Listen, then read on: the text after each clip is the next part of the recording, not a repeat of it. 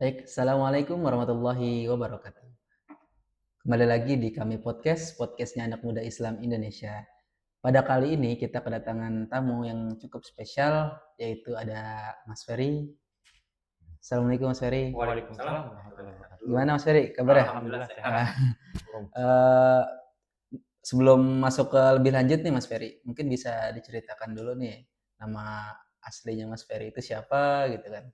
Oh iya, Ah, ya dan perkenalkan asalnya. buat teman-teman semua, nama saya Ferry Z. Saya adalah seorang mualaf yang berasal dari NTT, di mana nama asli saya sebenarnya adalah Johannes Ferry Christian Tobi, dan setelah mualaf nama saya diganti menjadi Ferry Z. Ferry Z. Ya, Eh, dari kata apa itu Mas, kok bisa ngambil dari Ferry Zaid? karena pertama kenapa saya ganti menjadi Ferry Z? Eh, karena saya itu orangnya tuh gemar gemar membaca gitu, Oh, kayak baca-baca kisah sejarah-sejarah tentang para sahabat, heeh. terus tentang zamannya Hilafiyah dan lain sebagainya, bahkan ulama-ulama terdahulu. Saya suka membaca seperti itu. Hmm. Nah, karena saya suka membaca, dari situ saya menghafal, Hmm. karena apa yang saya baca itu terbenak langsung di kepala saya gitu loh, Ah, kayak kisah para ulama, ah. kisah para sahabat terbenak. Nah, setelah itulah saya mengetahui bahwasanya ternyata ada sahabat Nabi yang bernama Zaid bin Sabit. Zaid bin Sabit ya. Iya. Dan begitu juga kan diangkat sebagai anak kan sama saya. Anak. Sebagai anak. Nah, dari situ juga ya akhirnya saya mengganti nama saya dengan Ferry Jet ya. Semoga dengan nama tersebut kan bisa apa yang saya pelajari saya hafal, dan apa yang saya baca saya bisa menghafal dan bisa seperti apa yang beliau perbuat seperti itu bisa. Insya Allah. Kalau boleh tahu tadi kan katanya berasal dari NTT ya. Nah Iya. itu daerah mana Mas NTT-nya? Kalau di NTT khususnya saya di Larantuka. Oh, Rantuka. Di Larantuka. Oh, saya juga punya temen Iya. satu temen dulu temen pondok, dia orang Lembata, Lembata. Lembata, iya Heeh. ada. Nah, satu lagi yang sekarang ini dia perempuan, teman kuliah di apa ya, rumahnya di Flores. Di Flores. Heeh. Cuman kalau yang di Lembata tadi emang dia alhamdulillah udah Islam. Udah masuk Udah Islam udah juga. masuk Islam dan emang dulu sepondok sama saya Iya. di Cilacap. Nah, kalau yang kuliah ini dia masih belum bahasanya. Masih belum dapat hidayah dari Allah. Mungkin insya Allah suatu saat nanti ya. Amin, amin. Nah, kalau dari Mas Ferry sendiri nih, bisanya di Jakarta ini gimana Mas datang ke Jakarta? Di Jakarta. Jadi memang waktu dari kecil saya lahir di Jakarta. Oh, lahir di Jakarta. Lahir di Jakarta. Lahir di Jakarta. Udah gitu juga orang tua juga besar kecil di Jakarta sampai nenek pun. Tapi aslinya bukan orang Jakarta Oh sebenarnya. gitu. Orang Jawa. Oh, Jawa malah. Oh. Cuman karena kita menetap di Jakarta, kerja apa segala macam di Jakarta, jadi lama lah di situ di Ya. Jakarta. Setelah itu di waktu SMP, jadi kan memang kita kan masih kecil-kecil kan bandel gitu kan, sekolah suka madol. Oh ya, madol. Nah, dari situlah akhirnya karena keluarga saya dari papa kebanyakan orang-orang yang taat agama, akhirnya saya pindahkanlah ke NTT. Oh gitu. Itu tahun 2006. 2006, jadi imam saya bilang, udah lu pindah aja ke NTT kan, daripada sini lu bandel kan gitu. Cuman saya karena memang dari saya pribadi tuh, saya tuh orangnya tuh suka gitu loh. Maksudnya kayak keluyuran, orang sekarang namanya keluyuran. Jadi kita juga ketika kita pindah ke satu kampung, kita juga mudah beradaptasi kan. Iya. Jadi bisa lebih mudah juga mengenal banyak orang, banyak teman. Akhirnya saya pindah ke NTT. Ke NTT, Larantuka sampai selesai SMA. Gitu. Berapa tahun tuh berarti itu? 6? Di NTT sekitar 8 lah. 8 tahun. 9 tahun, iya. Lumayan ya. Di NTT. Kalau di NTT itu emang sebelumnya kan Mas Ferry agamanya Kristen ya? Katolik. Katolik, Kristen Katolik. Nah, kalau di NTT itu emang kental atau gimana Mas? Di NTT itu memang orang-orang yang banyak Fanatik malah. Agama Katolik. Memang sangat apa ya? Beda lah kalau dibandingkan dengan di kota ya gitu juga kan. Ini satu orang yang taat. orang-orang yang taat. Jadi Makanya dibawa ke sana. iya, bahkan ya kalau Katolik itu kan punya Roma, di mana didiami oleh seorang paus kan gitu. Iya. Nah, banyak orang juga mengatakan kalau di Islam kan Aceh itu kota Madinah kedua, kota Mekah kedua kan gitu. Nah, Serambi kalau Mekah. di umat Katolik mengatakan di NTT itu kota Roma kedua Oh gitu. gitu. Karena Roma orang-orang kedua. yang taat, Oh. kota Roma kedua gitu. Berarti kalau bisa dibilang NTT itu sebenarnya pusatnya ini ya, orang-orang Katolik ya, bisa Iya, dibilang gitu. bisa. Sebagai pusat keduanya bahasanya gitu Pusat ya. kedua ya. Oh. Nah, kalau misalkan Mas Ferry tadi kesini lagi tuh gimana? Bisanya kesini lagi ke Jakarta lagi? Ke Jakarta lagi. Heeh. Jadi memang waktu SMA, setelah pas SMA, sebelum menduduki SMA, memang kan saya suka dibanding-bandingkan oleh keluarga yang lain gitu kan. Ya karena kebiasaan saya di Jakarta yang tadinya suka malas sekolah gitu kan, dan malas ngapa-ngapain, namanya kan siap saji kan, Iya. instan. Nah ketika di sana dibandingin bahwasanya lo harus begini dulu baru bisa mendapatkan apa yang lo mau kan gitu. Dari situlah membuat saya itu bahwasanya gue sendiri nih yang dibanding-bandingin kan gitu. Nah dari situ saya mempunyai niat, saya rubah niat saya kan, saya mulai menanamkan niat saya bahwasanya masa gue bodoh sih, lebih bodoh dari keluarga gue. Seenggaknya kan Tuhan menciptakan manusia itu kan sama semua. Iya, benar. Nah dari situ saya membuktikan itu semua. Di SMA kelas 2 saya mengikuti lomba teater waktu itu. Lomba teater, mobil khusus di SMA Negeri 1 Larantuka. Mengikuti lomba teater, juara terus ya kan. Dan bahkan saya selalu disenangi oleh guru matematika karena saya selalu mendapatkan nilai tertinggi di kelas pada saat itu. Dari situ saya meniat, memang dari kecil saya juga mempunyai niat itu pengen menjadi angkatan kan gitu. Karena memang keluarga itu sendiri pun juga banyak yang dari angkatan. Angkatan tuh gimana maksudnya? Kayak Polri, TNI. Oh, ini pegawai negeri. Ya, ANS, ASN. Nah dari situ saya pengen tuh, bosannya pengen jadi angkatan. Dan yang kedua adalah pengen menjadi seorang romo. Romo itu apa? Romo itu kalau di Islam itu bilangnya ustadz. Oh, ustadz. Ini kalau di Dai. Katolik bilangnya romo, iya Oh, dai. oh iya. Yang ini. Bawahnya pendeta berarti? Sama, romo pendeta itu sama. Hanya sebutan. Kalau pendeta Protestan, romo Katolik. Oh gitu. Oh iya. Gitu. Jadi memang setelah itu ternyata Tuhan ubah niat saya kan. Yang tadinya pengen jadi romo, pengen jadi ini. Nah, setelah di 2013 sampai 2014, saya pulang ke Jakarta. Balik sini. Pulang ke Jakarta. Cuman memang karena di Jakarta itu juga kan banyak mayoritas Islam. Ya. Saya bergaul, ini segala macam. Memang sempat dekat sama perempuan pada satu sempat. Nah, hanya saja dia memiliki akhlak yang berbeda gitu dari semuanya. Dari situ tuh saya mempelajari Islam, segala macam. Malam-malam jam 12 baru saya bersyahadat. Setelah itu, berarti termasuknya nggak lama ya untuk mempelajari Islam itu? Enggak. Jadi memang ya itu, yang tadinya dari Flores mau ke Jakarta itu niatnya cuma mau sekedar liburan ketemu orang tua. Nah ini jadi berubah niatnya. Ke Jakarta itu udah nggak liburan lagi, tapi menetap karena sampai sekarang masuk Islam sampai sekarang. Sampai sekarang belum berani pulang ke NTT? Belum, karena udah masuk Islam. Oh gitu. Iya. Nah kalau misalkan keyakinan apa dulu sih yang Mas Ferry yakinin di dalam Islam itu? Maksudnya gimana nih? Pelajari gitu? Yang Mas Ferry pelajari pertama dan diyakinin itu Islam itu benar gitu. Oh, jadi gini. Memang dulu saya sempat baca ya buku karangan Imam Al-Ghazali. Itu nama bukunya Job. Perjalanan Orang Bijak. Nah, di dalam buku tersebut itu menceritakan bagaimana hubungan kita terhadap sesama manusia dan hubungan kita kepada Tuhan. Hablum minannas, hablum minallah. Iya. Nah, setelah itu memang kan kalau di Flores itu kan daerah NTT itu kan dekat laut. Nah, kita kan kalau masih kecil-kecil kan berenang kan? Berenang itu kan orang kan ngelihat. Benar. Nah, pas ketika kita berenang di laut, memang menjadi satu bahan olokan. Pertama itu bahwasanya saya udah sunat. Karena memang di lingkup Islam ini di Jakarta, walaupun saya masih Kristen, saya ngikut sunat. Oh gitu. Ngikut sunat. Jadi teman-teman Islam pada sunat, terus saya ngikut ke sekolah Oh. sunat. Oh. Ketika orang tua nanya, lo harus ngapain? Lo kok pakai sarung habis sunat? Kan gitu.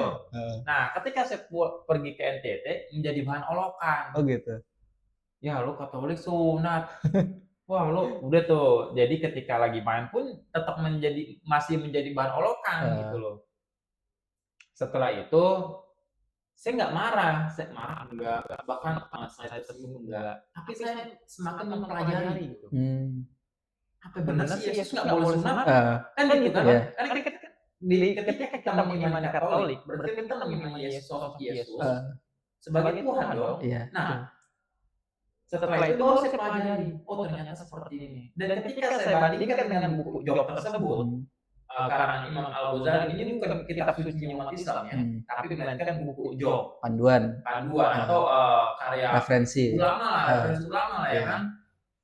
Ketika saya bandingkan dengan buku tersebut, dan setelah saya pikir-pikir, ternyata kalau di Islam manusia yang diatur sama Tuhan, ya kan? Ketika Tuhan perintah, manusia pasti ngikut. Puasa, perintah di Quran ada. Manusia ngikutin puasa sebagai kewajiban. Sholat juga. Manusia pasti ngikutin sholat, ya kan? Perintah ibadah-ibadah lainnya juga pasti manusia mengikuti. Contoh kayak sedekah, berbagi. Itu pasti kan orang mengikuti kan? Itu hal kecil. Tapi manusia mengikuti untuk selalu bersedekah, meringankan beban orang lain. Tapi kalau di Kristen bukan Tuhan yang mengatur manusia yang mengatur Tuhan. Oh gitu. Iya. Contoh kata simpel. Di Bible dikatakan Tuhan bukan manusia. Tapi umat dari Kristen tetap mengatakan Tuhan manusia. Oh gitu. Iya kan? Berarti kan nggak mengikuti aneh ya. Tuhan. Berarti pada dasarnya kalau di Islam itu kalau di Islam manusia yang diatur Tuhan, kalau di Kristen Tuhan yang diatur manusia. Ya. Jadi itulah yang membuat saya tuh bergejolak, akhirnya saya masuk Islam. Oh, berarti emang karena udah keyakinan dasarnya di situ. Iya, ya contoh satu bang, di Kristen nggak boleh makan babi. Oh nggak boleh? Nggak boleh. Serius? Hanya karena revisi diganti babi hutan. Oh, babi hutan doang ya? Babi hutan doang. Jadi ternyata nggak boleh makan babi hutan. Padahal tadi. Tapi masih dimakan. Berarti kan dia melawan perintah Tuhan. Iya betul. Iya kan? Yang kedua, di Kristen dianjurkan untuk bersunat. Karena itu sebuah ketentuan dari Tuhan kepada Abraham atau Ibrahim di kita kan. Kan gitu kan ketentuan. Nah, umat Islam melakukan, Kristen kagak. Berarti siapa yang diikutin? Kita lah. Aturan Tuhan aja nggak diikutin, apalagi aturan kita kan gitu. Iya. Itulah makanya membuat perbedaan sangat jauh. Sampai akhirnya saya memutuskan ini nggak sejalan ya sama ini gue. Ya udah akhirnya saya memutuskan masuk Islam. Semenjak di sini itu, semenjak pindah ke Jakarta. Iya. Yang setelah berarti masuk Islam itu di umur 2000 waktu itu sekitar berapa ya? 22 tahun kalau 22 tahun. 22 tahun. Masih muda berarti ya. 22 tahun. Karena tadi itu dengar apa sih bahasanya orang yang cewek yang disuka itu. Iya, udah gitu ya. Karena itu juga karena yang bahan olokan mereka itu saya jadikan penelusuran gitu. Penelitian. Iya, penelitian. Karena ketika kita beragama, kita kan harus cek dulu. Benar nggak yang ngejalanin? Ya kan? Contoh gini Mas. Ketika kita mau melakukan sholat, pasti kita melihat dulu nih, contoh kayak saya baru masuk Islam. Saya ingin melakukan sholat. Otomatis kan saya belum tahu. Bagaimana caranya sholat, gerakannya, apa yang harus diucapkan. Otomatis saya harus melihat buku panduan. Betul. Begitu juga sama perintah Tuhan. Saya harus melihat dong, benar nggak di perintahnya kayak gini? Kalau nggak benar saya nggak jalanin. Tapi kalau benar ya saya jalankan. Kan seperti itu. Lihat Al-Quran dulu. Ya kan? Lihat Quran ataupun hadis, benar nggak nih Rasulullah pernah melakukan seperti ini? Atau mungkin pernah nggak Allah pernah memerintahkan kayak gini? Ya kalau memang benar ya saya jalankan. Kalau nggak benar saya nggak jalanin kan gitu. Iya. Kalau dari Mas Ferry sendiri nih ketika mengucapkan syahadat pertama kali itu tadi kan jam berapa?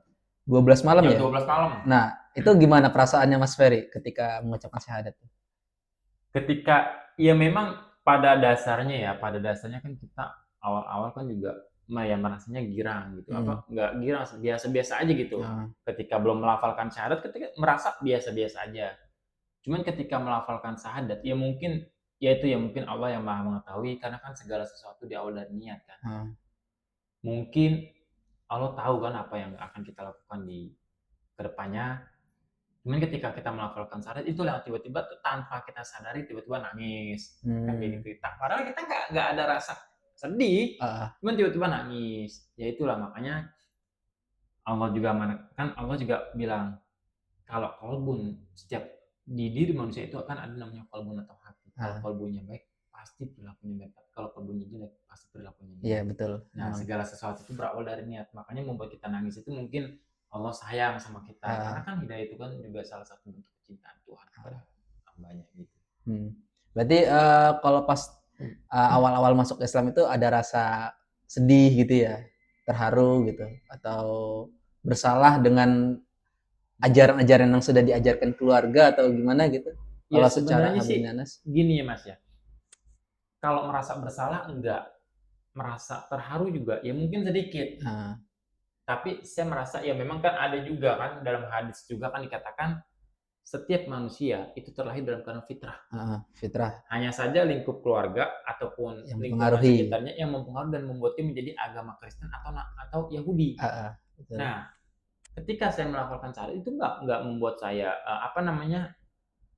merasa bersalah ataupun seperti ini ya, karena itu memang udah takdirnya kita seperti itu kok. Makanya saya selalu tekankan kepada teman-teman Kristen, ketika kita terlahir dalam keadaan Kristen, mutlak bukan salah kita, Bang. Benar nggak? Karena siapa sih yang mau dilahirkan di rahim orang Kristen? Iya. Gak ada yang mau. Benar. Kalau Tuhan tahu tentang kebenaran. Tapi jikalau kita sampai besar masih dalam keadaan Kristen, mutlak salah kita. Iya, benar. Kenapa? Kita nggak mau memakai akal kita untuk mencari kebenaran. Itulah hidayah. Kalau kita mau mencari dengan tulus, dengan menghilangkan kebencian-kebencian dari agama yang lain-lain, pasti benar itu datang sendiri. Gitu. Karena agama yang datangnya dari Tuhan itu kan sifatnya suci. Nggak mungkin kita yang kotor ini bisa mencari yang suci. Tapi kalau kita mau mensucikan atau membersihkan diri dari hati yang suka menyalah-nyalahkan orang lain atau agama lain atau yang membenci, itu nggak akan ketemu. Tapi kalau kita mencoba untuk membersihkan diri dulu, untuk membersihkan hati, insya Allah akan beri sendiri itu hidayah. Gitu. Kalau dari reaksi orang-orang terdekatnya Mas Ferry sendiri gimana nih? Yang ketika tahu Mas Ferry udah masuk Islam gitu, terutama keluarga ya yang di sini. Ya kalau saya ketika syahadat, memang saya kan dibilangin orang paling bandel di kampung saat itu. Karena dulu ya memang perilaku saya nggak sebagaimana ajaran-ajarannya atau mungkin yang sebagaimana anak semestinya. Nah memang pada saat ketika saya mualaf, saya dianjurkan lo minta izin dulu sama ibu lo setelah lo bersyahadat di sini, lo minta izin sama ibu lo, kan gitu. Biarin aja ibu lo mau marah atau mau benci, tapi ingat sebagaimana kita, apapun agama kita, perbedaan apapun, kita harus tetap minta izin kepada orang tua. Entah di belakangnya dia mau benci kepada kita, entah dia mau berbuat apa kepada kita, yang penting kita udah minta izin dan minta ridho. Nah setelah pulang, saya nemuin ibu saya. Saya bilang, "Mah, sudah masuk Islam, minta doanya ya, biar saya tuh ibadahnya lancar, terus bisa mengikuti ajaran-ajaran dalam Islam dengan benar, biar nggak bandel lagi kayak dulu." Saya bilang kayak gitu. Nah, ibu saya itu cuma bilang satu simpel, "Ya lu terserah lo mau masuk Islam, lo mau masuk apapun agamanya itu, pesan mama cuma satu, jalanin yang benar." Udah. Nah, berarti kan pada intinya bahwasanya, oh berarti kalau kita nggak ada pikiran entar mama gue benci lagi, nah itu adalah sifat setan tuh. Bukan emang sifat manusia, bukan ya? Bukan. Godaan itu terus ya. Itu sebuah godaan agar kita nggak mau minta izin sama orang tua. Tapi kalau makanya kan itulah yang ditekankan oleh guru-guru saya dari Islam itu, mereka menekankan apa? Kalau kamu belum melakukan, jangan sekali-kali berpikir seakan-akan terjadi. Karena itu adalah pikiran kamu. Dan itu keinginan kamu, bukan keinginan Tuhan. Tapi kalau kamu berpikir jernih, nah insya Allah apapun yang terjadi ke depannya akan berjalan dengan baik. Seperti itu. Karena beliau mencontohkan bahwasanya kalau kamu punya satu gelas bening, kamu isi dengan air putih, maka akan terlihat bersih, jernih. Tapi kalau kamu isi dengan air kopi, maka akan terlihat kotor, jelek. Itu.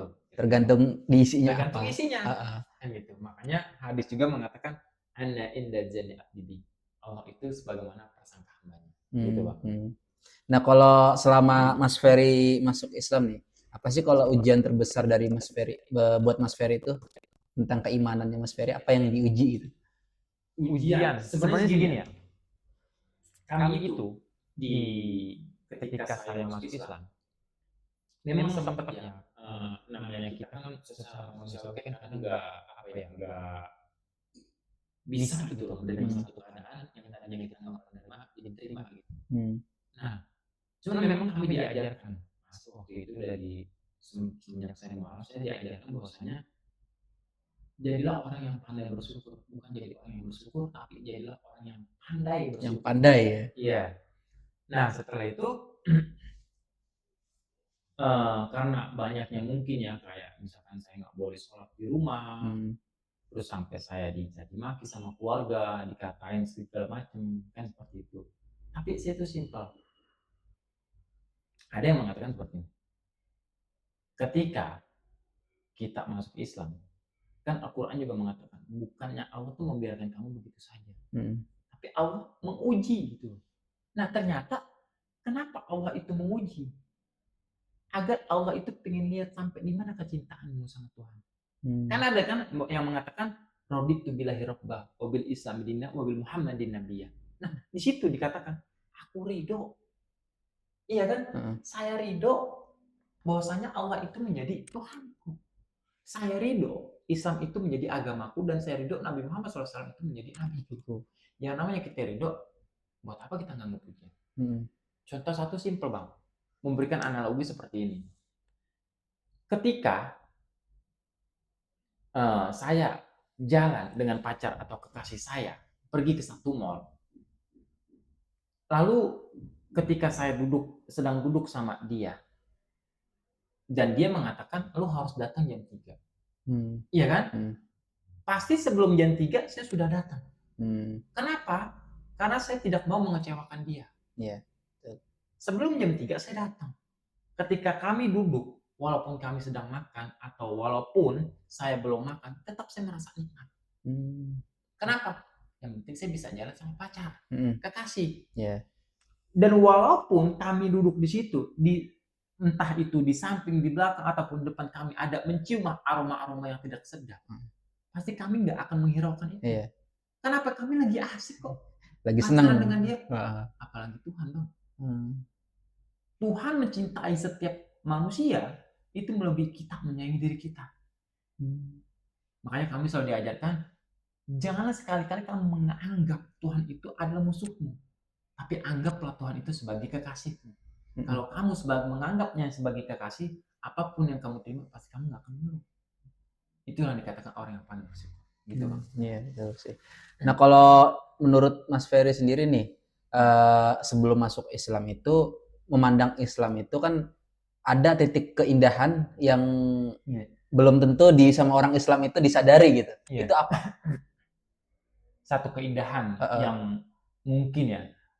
Jadi ya memang satu keindahan itu yang orang Islam terkadang gini. Keindahan yang paling terbesar. Ya memang pertama-tama adalah hidayah ya. Karena kan hidayah itu juga salah satu bentuk cinta Tuhan pada setiap manusia. Tapi ada keindahan yang paling sempurna. Adalah ketika kasih sayangnya Rasulullah SAW kepada setiap umatnya. Bahkan ada satu riwayat, saya pernah baca, di mana mungkin yang suka diceritakan oleh para ulama, ada satu riwayat gini,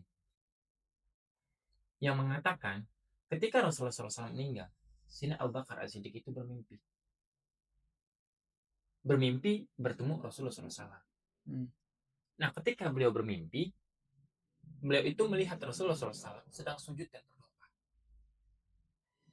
Lantas Sayyidina Abu Bakar As-Siddiq radhiyallahu anhu bertanya kepada Rasulullah, ya Rasulullah, kenapa engkau masih bersujud dan berdoa kepada Tuhan? Bukankah engkau sudah dijamin surga? Kan gitu. Bukankah engkau sudah dijamin apapun yang kau mau ya Rasulullah?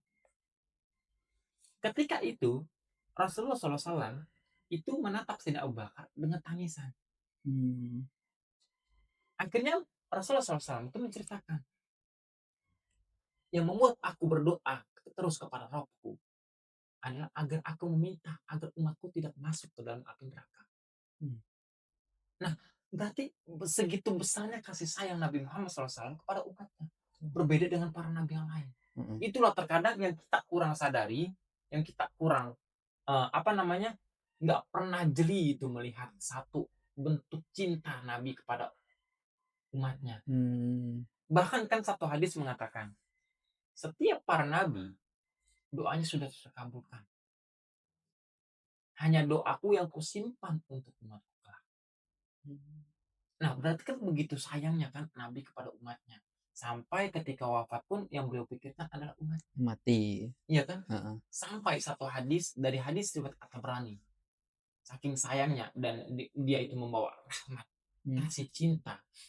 Sampai satu hadis riwayat At-Tabrani itu mengatakan, tidak akan aku anggap sebagai umatku ketika kamu mengetahui semua atau saudara sesama muslimmu kelaparan, namun kamu membiarkannya dia dalam kelaparan.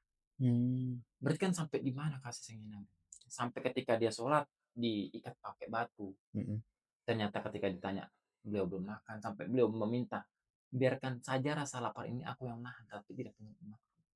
Itulah membuat salah satu bentuk saya tertarik akan akhlak ataupun kisah daripada beliau. Tetapi memang terkadang kita sendiri pun juga kurang menyadari. Iya benar.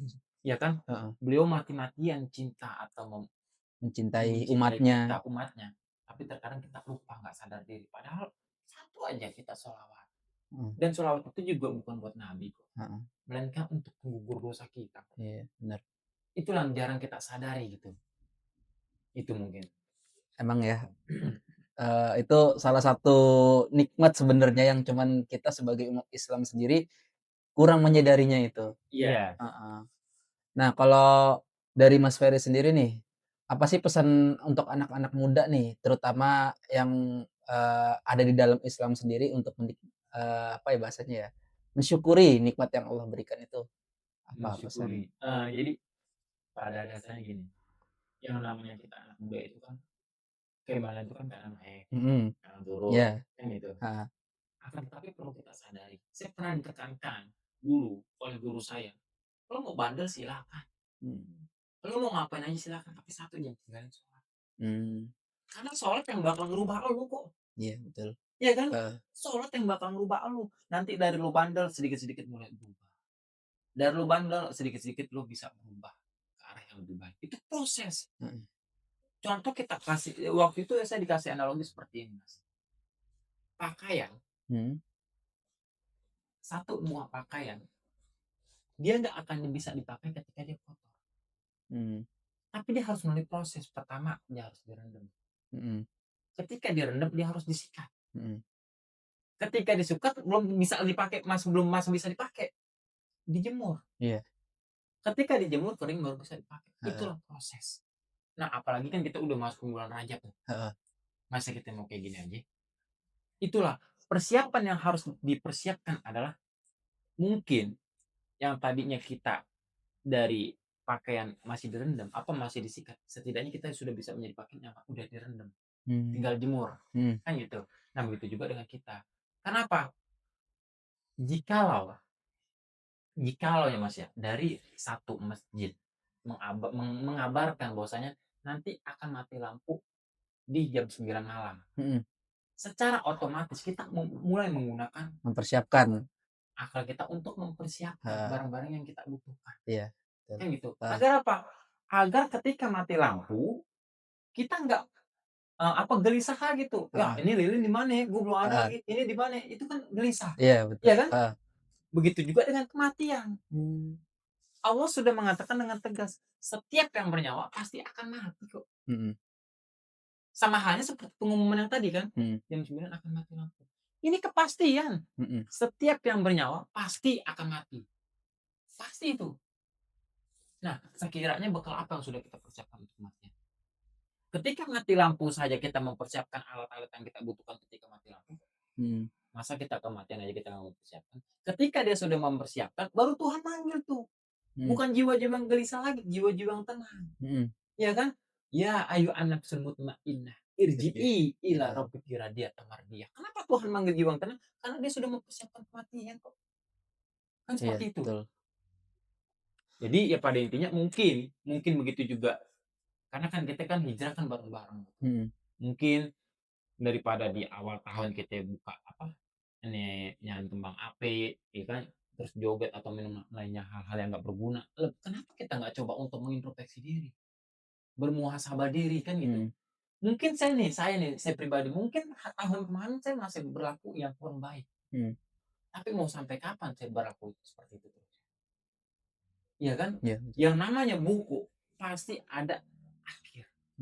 Nggak mungkin di tengah-tengah terus. Kenapa? Pasti akan habis. Yang namanya meja kalau saya coret semua pasti akan full. Kan kotor. Akan kotor semua. Begitu juga tahun. Tapi kita isi mungkin di tahun lalu kita isi dengan yang kurang baik. Kan full. Masa ketika kita buka lembaran baru atau kita buka di tahun yang baru, masa kita mau kotorin juga? Seperti itu mungkin, Mas. Ya, terkait tadi juga kan Mas Ferry bilang pasti semua itu ada penghujungnya, ada akhirnya. Nah, Masya Allah ini udah cukup lama juga tadi kita podcast ya, dan waktu juga udah mau asar ini Mas. Oh, mau asar? Udah mau asar. Mungkin kita bisa cukupkan dulu gitu ya sampai sini. Insya Allah nanti suatu saat kita bisa ketemu lagi di lain waktu gitu ya. Dengan tempat yang lebih dari ini insya Allah. Iya. Dan semoga aja kalau misalkan emang sewaktu-waktu Allah menakdirkan hal lain, kita bisa dipertemukan lagi di surganya Allah. Amin. Baik begitu teman-teman, yang kita bisa apa ya bahasanya Mas Ferry bisa sampaikan dan juga yang saya bisa tanyakan. Kalau misalkan emang dari teman-teman masih ada yang ingin ditanyakan lagi, silahkan di kolom komentar. Jangan lupa like, subscribe, dan share video-video ini ke teman-teman maupun ke anak-anak muda lainnya. Karena dengan cara kalian meng-share, meng-like, meng-subscribe channel ini, insya Allah kalian mendapatkan salah satu ganjaran dari Allah karena menjadi bahan dakwah juga ya Mas Ferry ya. Karena kan dakwah tidak hanya ngomong. Dakwah itu nggak hanya berbicara. Bisa ada 3 hal kalau nggak salah tuh. Dakwah dengan tulisan, dengan hal itu termasuknya nge-share. Yang bermanfaat. Nge-share yang bermanfaat. Jadi untuk teman-teman silahkan kita share seluas-luasnya video ini untuk bisa menjadikan channel ini menjadi channel dakwah yang lebih bermanfaat lagi ke depannya. Mungkin itu aja Mas Ferry. Siap. Oh iya, kita saat ini tuh ada di ruangan Mina, Miraj News Agency, yang dimana kita kerjasama dan kolaborasi juga dengan Yayasan Matain, Yayasan Masyarakat Ta'awun Indonesia. Yang mungkin kalau teman-teman pingin untuk bersedekah, zakat, infak bisa untuk di Yayasan Matain ini. Gitu Mas Ferry. Siap. Jazakallah khair nih Mas Ferry atas waktunya. Ya, Semoga nantinya sebagai bermanfaat kembali. Amin. Sekian kami tutup. Wassalamualaikum warahmatullahi wabarakatuh. Waalaikumsalam.